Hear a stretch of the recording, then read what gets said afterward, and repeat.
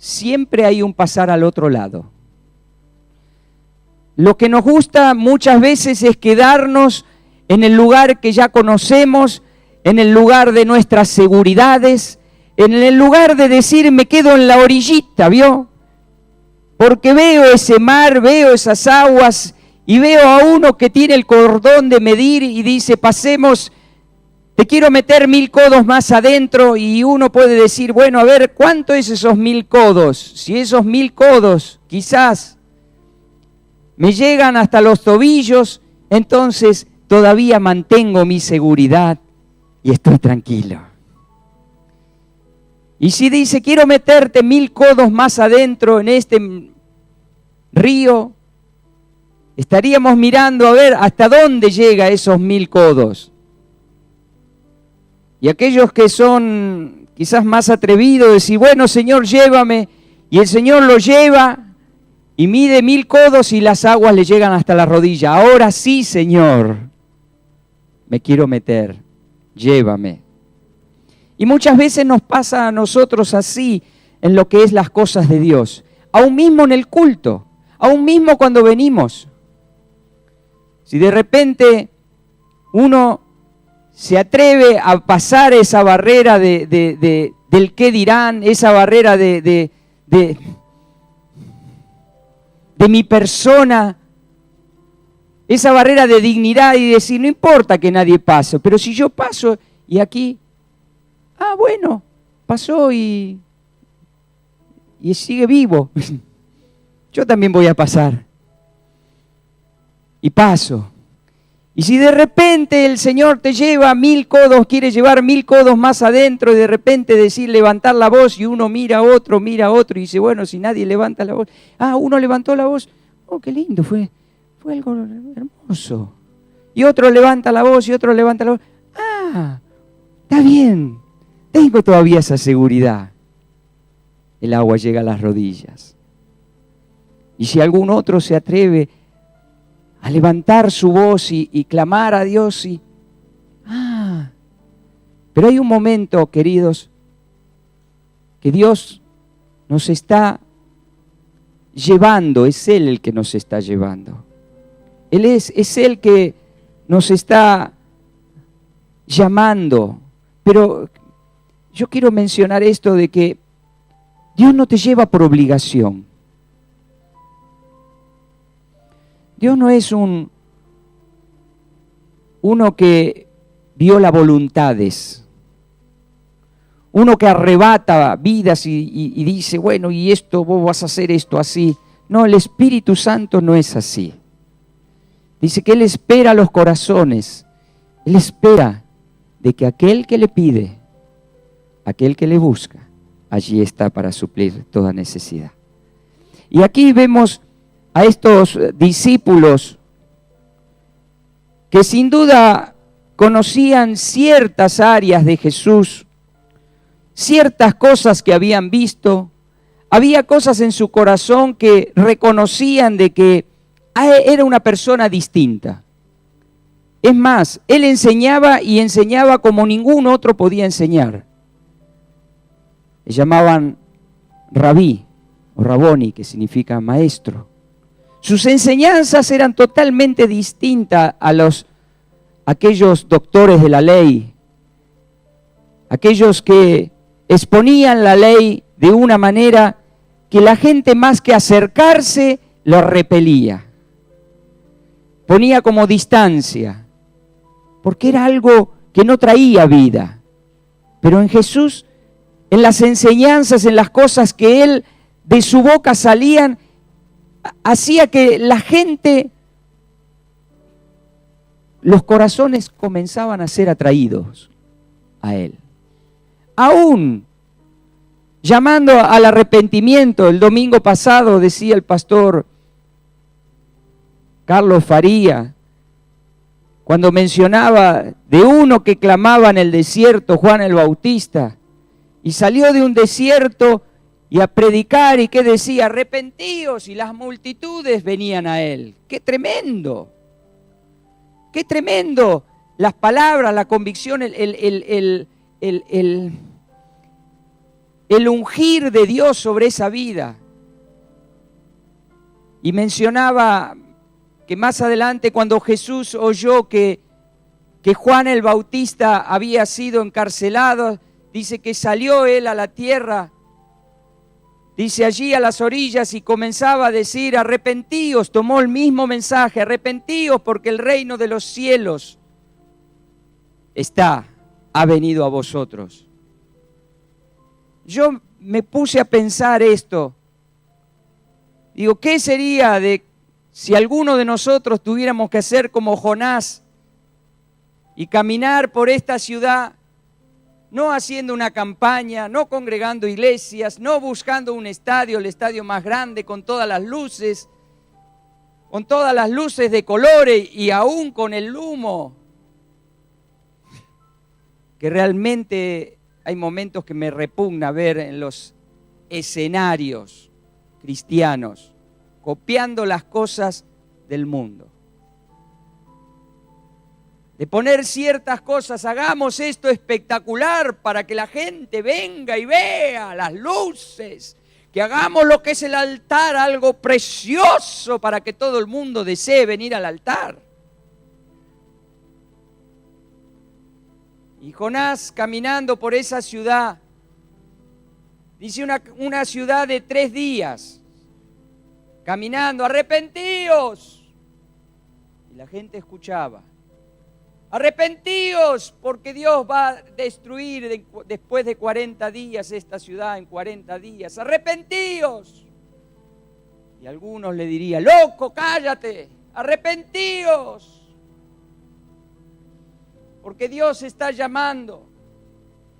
Arrepentíos, porque Dios ama, pero la maldad ha llegado.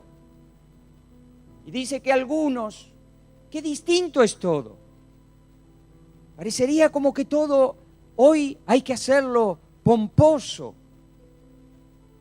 Pero cuando es el Espíritu de Dios trayendo una palabra, que algunos pueden decir es un juicio, sí, queridos, todos compareceremos delante del trono del Señor y cada uno tendremos que dar cuenta. Y dice que cada uno recibirá su recompensa. Si hizo lo bueno, lo bueno. Y si hizo lo malo, lo malo. Y allí dice que caminaba por esa ciudad, y allí, en ese lugar, escucharon los ninivitas y comenzaron a compungirse sus corazones. Y dice que llamaron a un ayuno, y hasta aún más el rey de Nínive.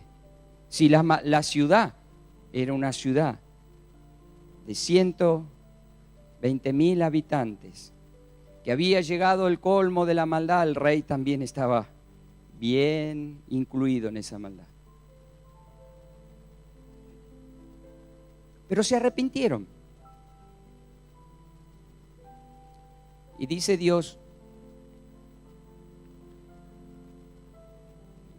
dice en su palabra que Dios vio lo que habían hecho, que se habían convertido de sus malos caminos. Y lo que Dios iba a hacer, no lo hizo. Así que estamos en un tiempo que Dios nos está hablando, nos está llamando, nos está mostrando. Escuchaba quizás algunos decir, ay, esto me produce cierto temor. En realidad, ¿por qué temor?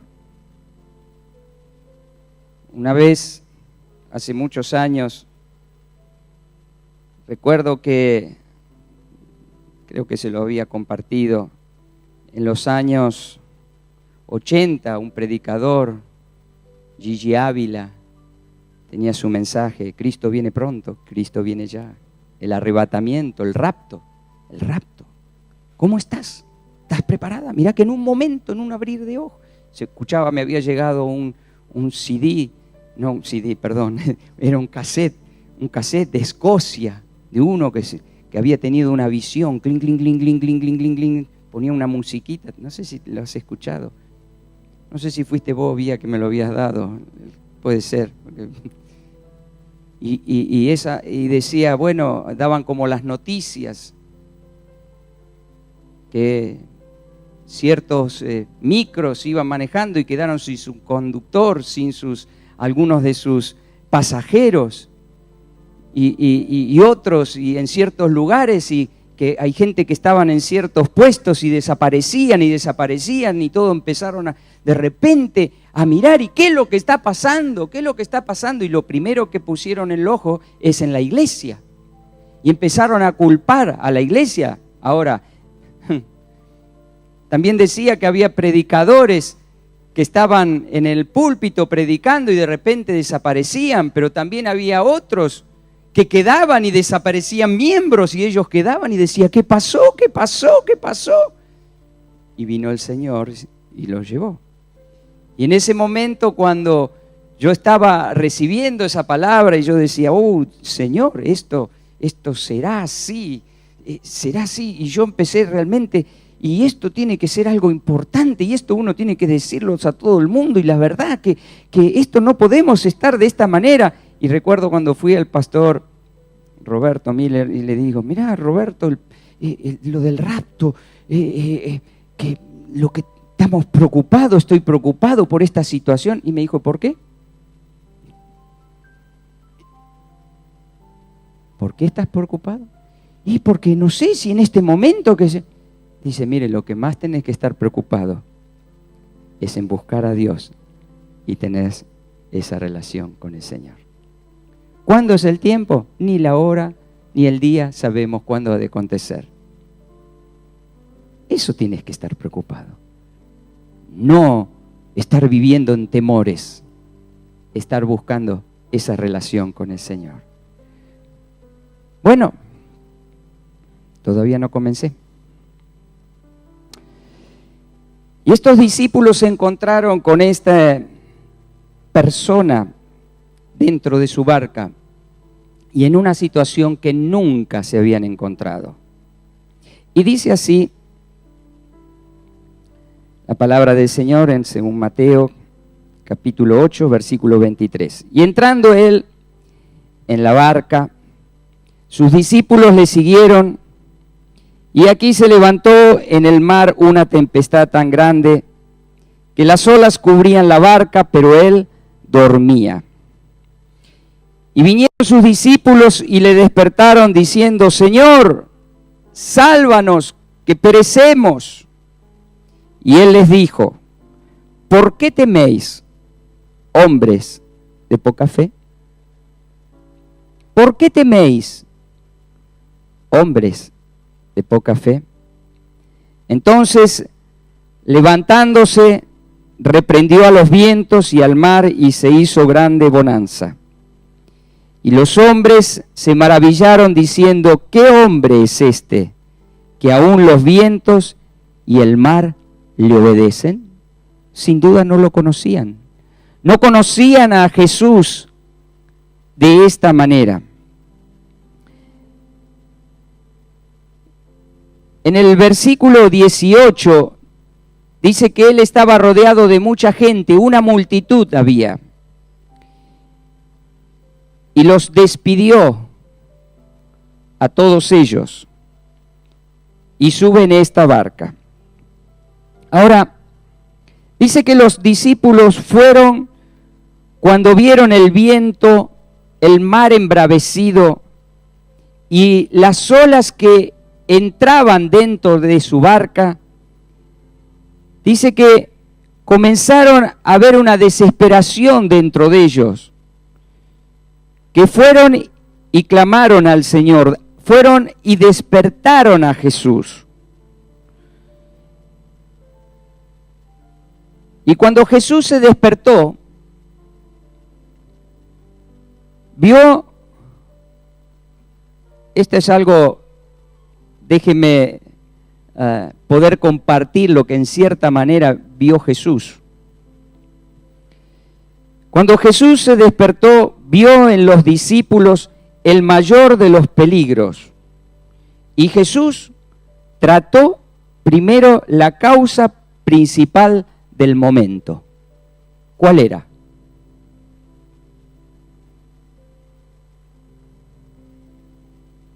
Pregunta. ¿Cuál fue lo principal en ese momento? Acá dice que vieron sus discípulos y despertaron diciendo, Señor, sálvanos que perecemos. Y el Señor le dijo, ¿por qué teméis, hombre de poca fe? Entonces los vientos, ¿por qué iban a perecer? Porque los vientos, el viento era lo que hacía levantar las olas y las olas cubrían la barca y la barca parecía sin rumbo y parecía que se hundía. ¿Y cuál era esta causa? La que Jesús vio. Muy bien. No fue las olas, no fue el mar embravecido. Según este evangelio, lo primero que Jesús miró, los vio a ellos desesperados, porque dice así, y Él les dijo, ¿por qué tienen miedo? ¿Por qué están así? Es más, sin duda, Jesús estaría todo mojado porque dice que estaba durmiendo, en otros evangelios dice que estaba durmiendo en la popa, en la parte de atrás, y si las olas caían dentro del barco y el viento y el agua y todo eso, Jesús no estaba en un camarote VIP, el Señor. No estaba en un transatlántico, estaba en una barca. Y dice que lo que primero vio el Señor, lo miró a ellos y dice, ¿por qué temen? Es interesante que al ver esta escritura y en los otros evangelios, dice que Jesús le dijo, pasemos al otro lado. Y ellos, ¿qué es lo que hicieron? Estaban en la voluntad del Señor. Ellos comenzaron a remar y comenzaron a ir hacia el propósito que Dios tenía, a lo que Jesús les había mandado. No era algo que tenía que ver con desobediencia, no era algo que tenía que ver con sus propios caminos, no tenía que ver sus costumbres, sus hábitos, nada de eso tenía que ver. ¿Cómo puede ser que justamente haciendo la voluntad de Dios se levante esta tempestad? Ahora, quiero decirles algo.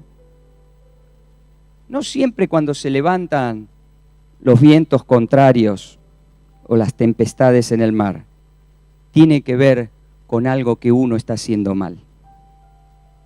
Acá lo vemos. Nada habían hecho de malo. Al contrario, estaban obedeciendo al Señor. Estaban yendo hacia el lugar que el Señor Jesús le había dicho, pasemos al otro lado. Y se levantó esta tempestad. Y aquí lo que estaba mirando y meditando, que el Señor le dice, ¿por qué temen? El problema no fueron los vientos ni las olas, sino la fe de ellos. Porque dijo, ¿por qué temen? Hombres de poca fe. ¿Hay más peligro para un cristiano en su propia incredulidad que en las circunstancias más adversas que pudieran rodearle? ¿Hay más peligro en el no creer, en el confiar en el Señor? ¿Hay más peligro que en eso? Que en todo lo que estemos pasando por circunstancias adversas. Quizás me animaría a decir que para Dios omnipotente le era más fácil reprender y calmar los vientos y las olas que aquietar la conmoción que surgió a causa de las dudas en las mentes de sus discípulos. Jesús podía traer calma con más rapidez a la superficie del lago que a los espíritus perturbados de sus discípulos aterrorizados. Lo mental siempre supera a lo físico.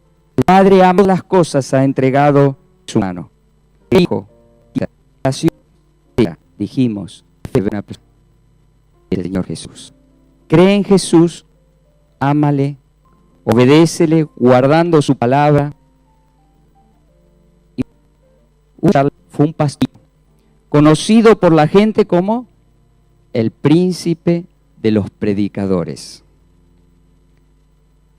A menudo predicaba esta semana, llevando de los lugares. Dicen los historiadores que una persona evangelizó. Yo evangelizando porque hoy sus escritos siguen.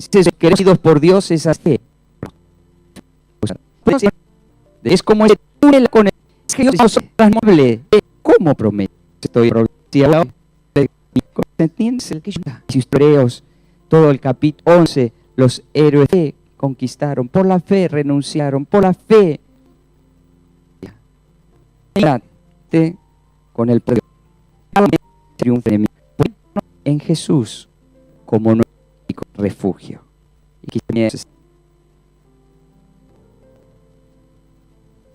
Salmo 62. Es una palabra que estuvimos compartiendo el miércoles. Y dice así, versículo 5.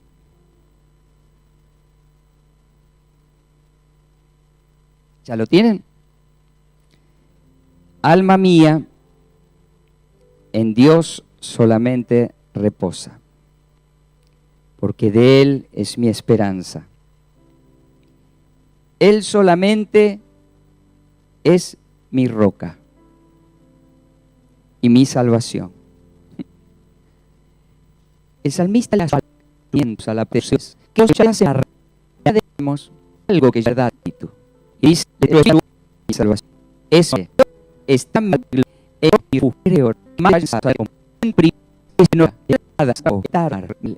en mi nube está tiempo y redel. En él tiempo, no le ponga límites, no ponga condiciones. Es cuando Él quiere hacerlo. Espere en el Señor, espere sus tiempos, pero declarad que Él es propio. Vamos de nuevo. Esperad el tiempo delante de la razón, porque es nuestro refugio. Es encomendar deliberadamente a una persona donde no se ve ningún no. Qué interesante. La fe es encomendarse a alguien. Confiando le voy a llevar. Soy un ciego, Señor. No decir, no, por ahí no. Soy te dio, pero en mí tendrás. Yo voy a ser tu seguridad. Déjalo que Él te lleve. Una persona. Hay tantas cosas hermosas. Como cuando dije a Él está en tu vida. Esta acá no era la única barca. Ahora la juventud aclama la vida de Dios. Jesús, te damos mucho mañana. Tú estás corazón. Que es dirección divina de tu vida. Que siempre así, Señor. Fuera las circunstancias. Que venga y traiga como un peso que asedie. Señor, solo por tu gracia y por tu misericordia. Señor, que sea despojado de mí. Que levante en medio de toda circunstancia canción que glorifique tu nombre. Señor, en estos tiempos, nuestra salvación, Señor, vida pasada, para tu por medio de a ti para ser libre. Pero memos con sinceridad. Es tú quien clamamos a ti, tú recibes, Señor. Señor, y ahí podemos descubrir, Señor, que es vida para nosotros. Te damos mucha en el precioso nombre de Jesús. Te damos. Ayúdanos. En esos, aun cuando le sentiremos a ti, Señor.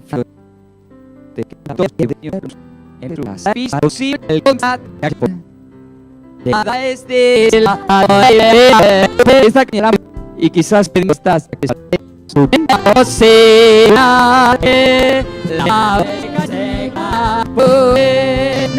difícil para Dios será posible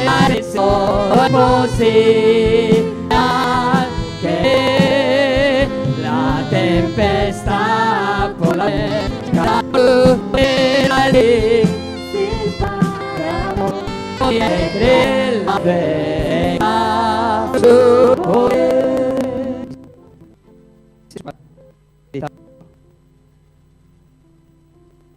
pero la palabra de Dios me dice verdad.